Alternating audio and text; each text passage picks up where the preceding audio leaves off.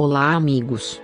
O canal Deep Web Brasil falará sobre Steve Jobs.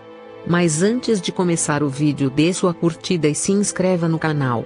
Steve Paul Jobs foi um inventor, empresário e magnata americano no setor da informática.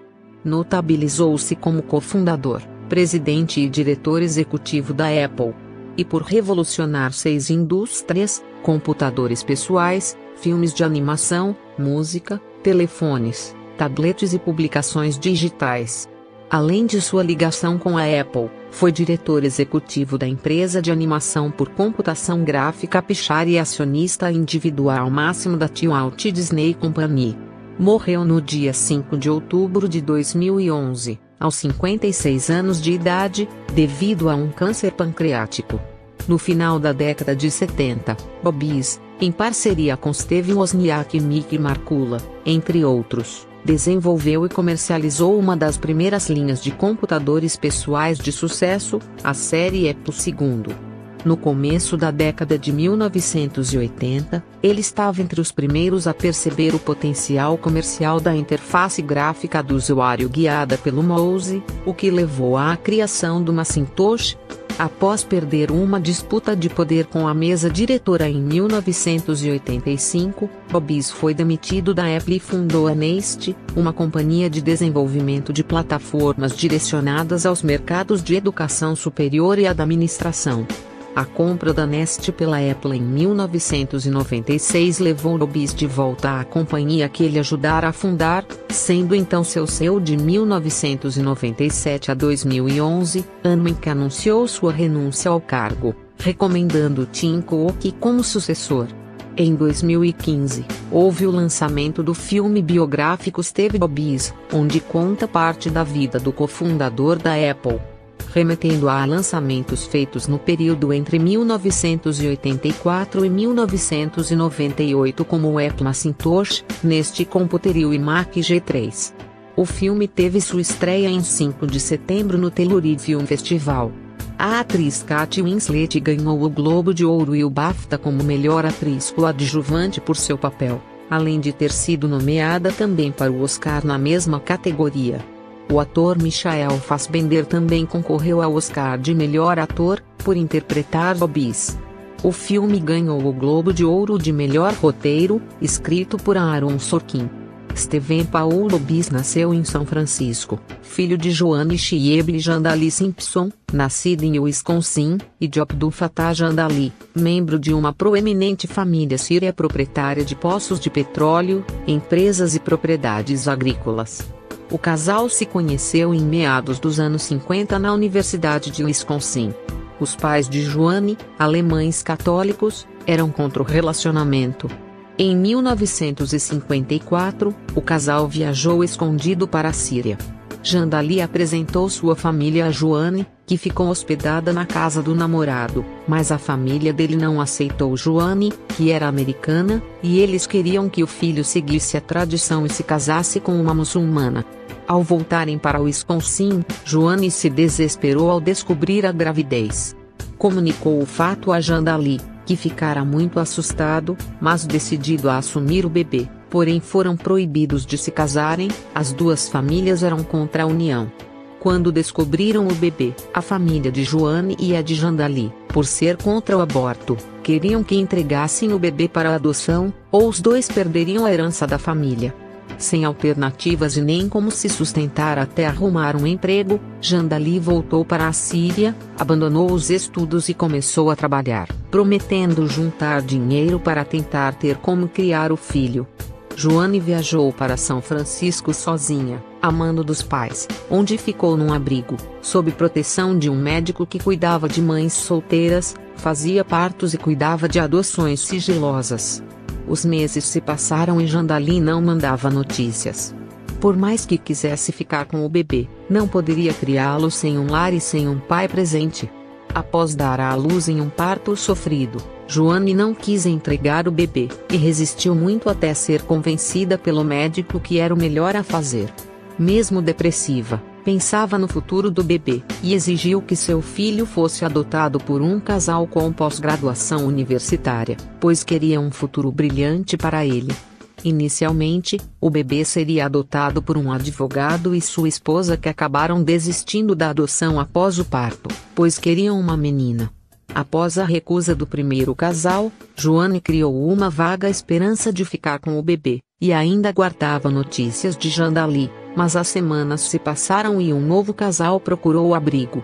Sem ter como esperar, já que os seus pais foram buscá-la à força, o bebê foi deixado sob guarda de Paul Reinhold Obis, mecânico e ex-membro da Guarda Costeira, e Clara Agopian Obis, filha de imigrantes armênios.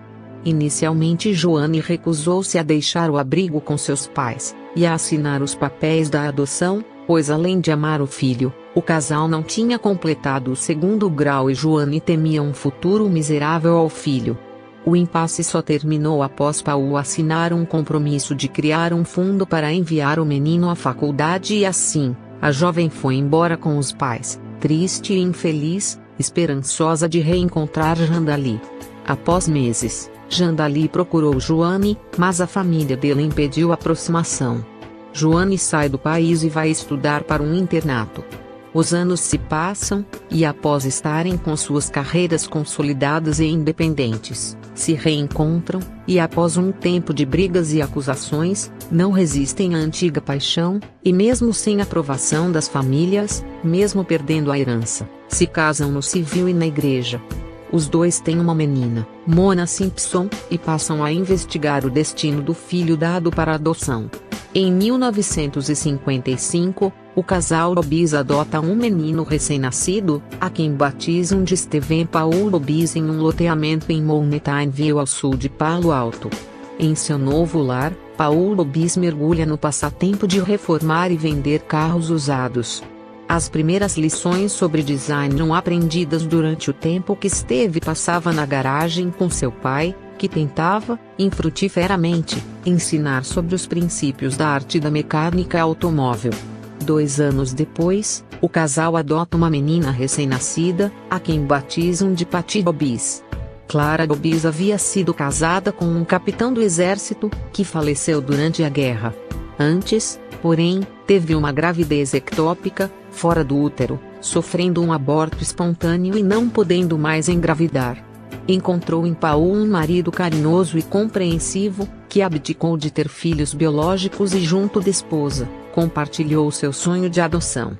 A atmosfera tecnológica adquirida por Palo Alto a partir dos anos 60 inspirou o jovem Steve a se aprofundar no campo da eletrônica, descoberta durante as horas passadas na garagem de casa.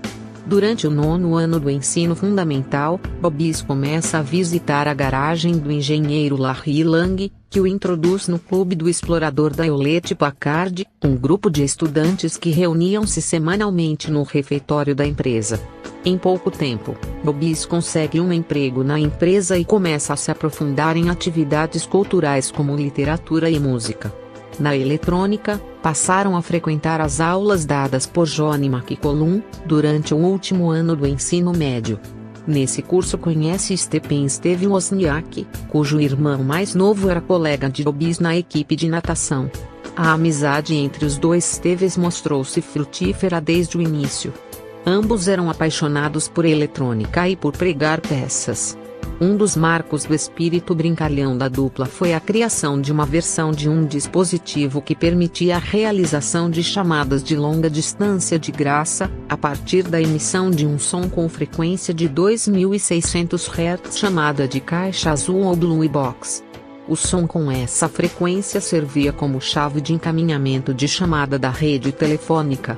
A dupla de amigos começou a vender o equipamento a $150. A ideia para a construção do equipamento surgiu de uma reportagem da revista Esquire intitulada Segredos da Pequena Caixa Azul.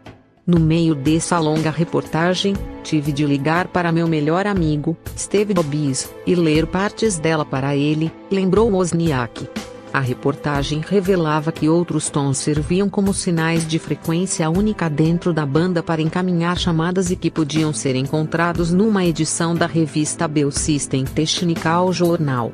Numa tarde de domingo em setembro de 1971, Obis e Wozniak invadiram a biblioteca do SLAC para obter a publicação.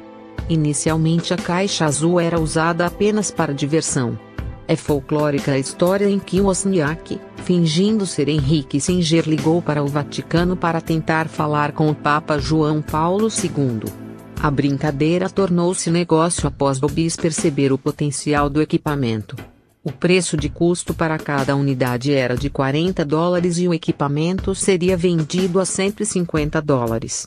Adotando apelidos como Berkeley Blue, a dupla começou a vender os equipamentos. Nas demonstrações, ligavam para o Hotel Ritz em Londres, ou para um serviço de piadas na Austrália. Os negócios com a caixa azul terminaram quando a dupla foi roubada por um cliente armado numa pizzaria. O empreendimento seria considerado por Bobis e Wozniak como um marco que permitiu a criação da Apple, pouco tempo depois. Se não fosse pelas caixas azuis, não teria existido uma Apple.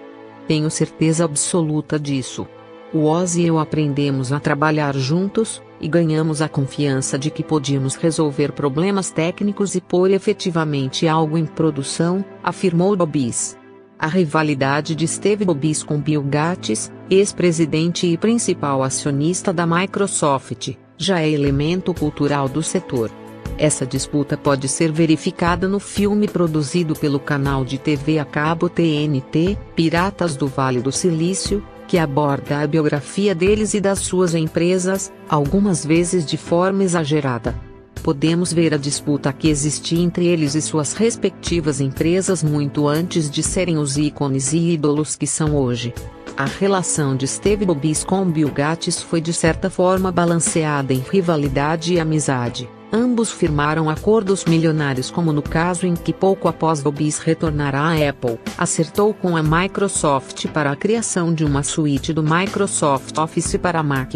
E quando a Apple, após o lançamento do music player mais famoso do mundo, o iPod, disponibilizou seu avançado serviço de música, o iTunes, ao sistema operacional da Microsoft. Na biografia autorizada de Bobis, Walter Isaacson relata um encontro entre Steve e Bill. Steve Bobis estava debilitado demais para levantar de sua cama, devido ao câncer que foi tratado de maneira tardia, quando recebeu a visita de Bill Gates.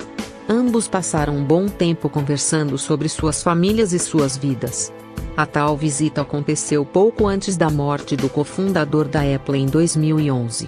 Steve Bobis é possivelmente a pessoa mais comentada desde sua morte.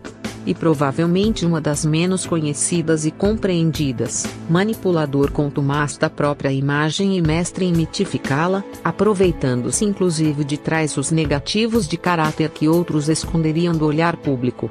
Após a morte de Steve Bobis, 4,5 milhões de menções foram feitas no Twitter, saíram 65 mil publicações na internet, 290 mil curtidas no Facebook, milhares de camisetas foram vendidas por $8.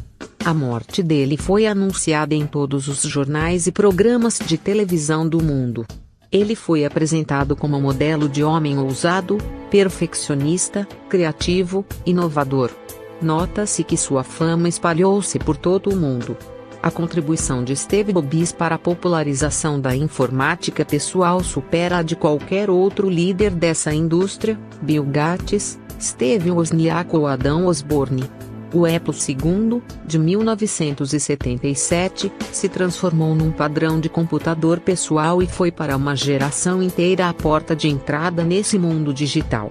Empreendedor incomum, gênio da tecnologia e visionário, Bobis apostou na simplificação máxima da relação homem-máquina ou, na linguagem dos especialistas, na interface de usuário. Tudo, para ele, tinha de ser fácil de usar. Antes de qualquer concorrente, Steve Bobis conseguia identificar tendências e buscar caminhos em que poucos acreditavam, como a associação da informática pessoal com entretenimento e mobilidade. Nesse sentido, sua contribuição talvez seja maior para a eletrônica moderna do que foi a de Henry Ford, um século antes, para a indústria automobilística. Chegamos ao fim de mais um vídeo. Por hoje é só, meus amigos. Se gostou do vídeo, se inscreva no canal e dê uma curtida no vídeo.